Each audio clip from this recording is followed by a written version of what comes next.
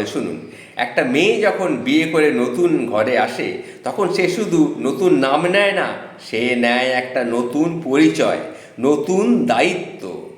এক অজানা ভবিষ্যতের দিকে সে হাঁটা শুরু করে।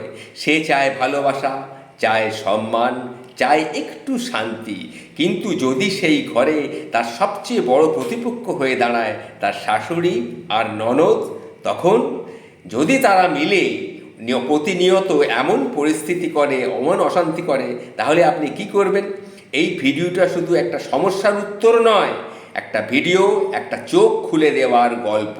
তাহলে শুনুন, এই ভিডিওটা শুনুন মন দিয়ে, কারণ হয়তো এই কথাগুলোই আপনাকে একটা ভাঙা সংসার কী করে জোড়া লাগাতে হয় সেটা শেখাবে।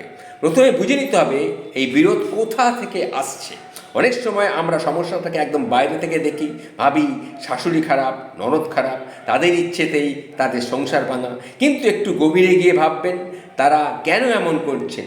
অনেক সময় শাশুড়ি মনে করেন তার ছেলে বিয়ে দেবার পর বদলে গেছে, এখন সে আর তার কথা শোনে না, তার স্ত্রীর কথা শোনে।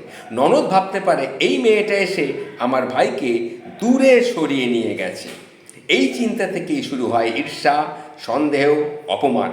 তাই আপনাকেই বুঝে নিতে হবে এটা কেবল আপনাকে হেয় করবার জন্য, নাকি ভেতরে কোনো অসমাপ্ত দুঃখ বা ভুল বোঝাবুঝি আছে। কথা মনে রাখবেন, চোখে চোখ রাখলে কেউ কিন্তু লড়াইতে যেতে না, কিন্তু চোখ দিয়ে জল পড়িয়ে পড়লে বা পানি গড়িয়ে পড়লে বোঝা যায় অনেক কিছু। 2 নম্বর হচ্ছে স্বামীর সাথে মনের কথা বলুন, কিন্তু অভিযোগের কথা নয়। অনেক স্ত্রী প্রথমেই স্বামীকে বলে বসেন, তোমার মা, তোমার বোন আমার জীবনটাকে নরক করে তুলেছে। এই কথাটা একদম ছেলের কাছে খুব কঠিন একটা কথা, শুনতেও খারাপ লাগে, কারণ তার মা, তার বোন তার শিকড়। আপনি যদি সরাসরি এইভাবে বলেন, সে হয় আপনার কথা শুনবে না, না হয় ভেতরে ভেতরে আপনাকেই দোষারোপ করবে। বরং বলুন, আমি জানি তোমার মা বোন তোমার জীবনের একটা গুরুত্বপূর্ণ অংশ। আমিও চাই তারা আমাকে মেনে নিক, আমাকে ভালোবাসুক, কিন্তু মাঝে মাঝেই কিছু একটা হয় যেটা আমাকে খুব কষ্ট দেয়। তাই আমি চাই আমার মনের কথাও তারা বুঝুক। এইভাবে বললে সে আপনাকে বোঝার চেষ্টা করবে, কারণ আপনি তাকে কাছে টানছেন, ঠেলে দিচ্ছেন না। নিজের সীমারেখাটাকে নির্ধারণ করুন, কিন্তু মর্যাদাটাকে বজায় রেখে। শাশুড়ি হোক বা ননদই হোক, আপনি যতই ভালো ব্যবহার করুন, কেউ কেউ আপনার নম্রতাকে কিন্তু দুর্বলতা ভাবতে পারে। তাই মনে রাখবেন, আপনি নম্র হবেন কিন্তু নিজের সীমা ছাড়াবেন না।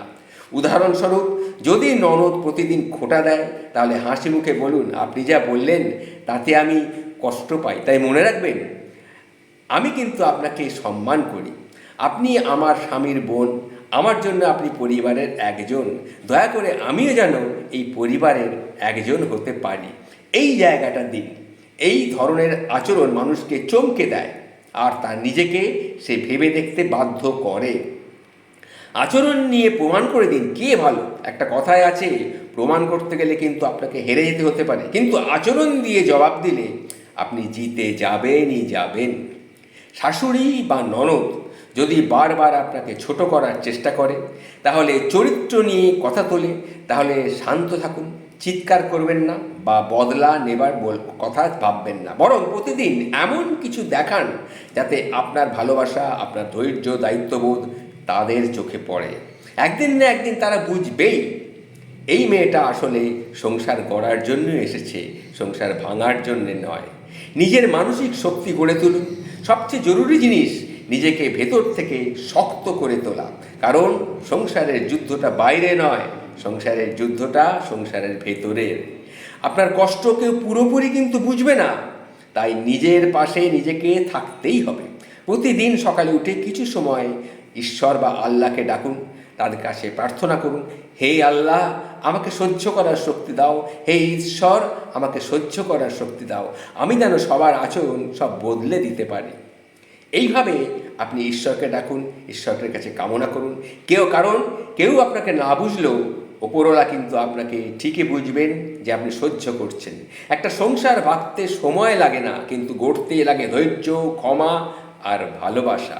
আর যদি শাশুড়ি আর ননদের কারণে আপনার মনে অশান্তি সৃষ্টি হয়, তাহলে প্রথমেই নিজের একটা শক্তি তৈরি করুন, নিজের আত্মসম্মান রাখুন, ভালোবাসা দিয়ে জয় করার চেষ্টা করুন।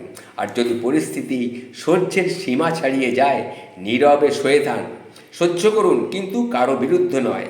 ঈশ্বরের হাতে সব ছেড়ে দিন, কারণ এই দুনিয়ায় সব কিছু, সমস্ত কিছু, ইহকাল পরকালের বিচারক কিন্তু তিনি। যদি এই ভিডিওটা যদি আপনার কাছে ভালো লেগে থাকে, যদি আপনার মন ছুঁয়ে থাকে, তাহলে সবার কাছে এটা শেয়ার করে দিন, কারণ এটা একটা জীবনের বার্তা।